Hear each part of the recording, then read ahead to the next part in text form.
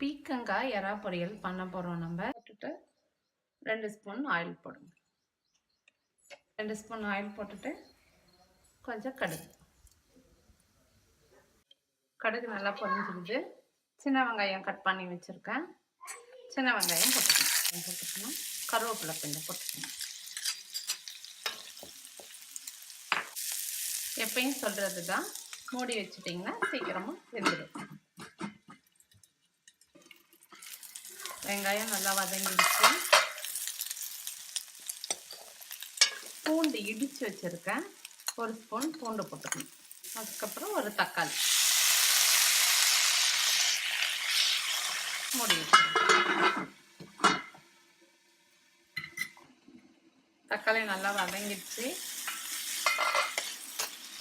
Next நம்மளுக்கு பீக்கங்காய் cut பண்ணி வச்சுருக்கேன். பீக்கங்காய் நல்லது உடம்புக்கு.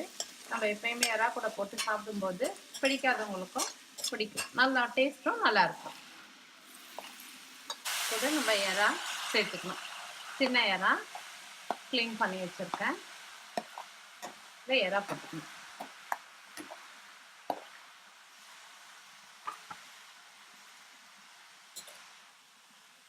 உடம்புக்கு நல்ல ஹெல்த்தியான ஃபுட்டு, டேஸ்டாகவும் இருக்கும். காய் பிடிக்காதவங்களும் சாப்பிட்லாம்.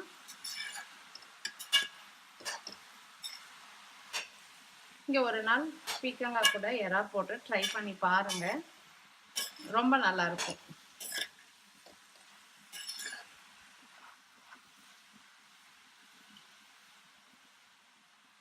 ஒரு ஸ்பூன் மிளகாய் பொடி, 1 ஸ்பூன் மல்லிப்பொடி, 1/2 ஸ்பூன் மஞ்சள் பொடி வச்சுருக்கேன்.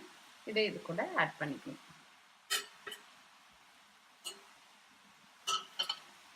தேவையான அளவு உப்பு போட்டுக்கணும்.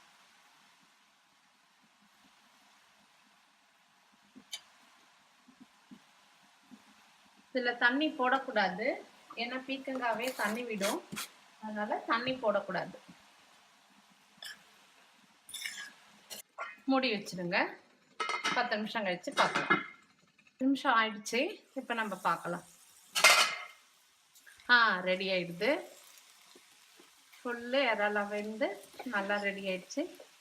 இப்போ இதில் நம்ம கொஞ்சம் பெப்பர் போட்டுக்கலாம்.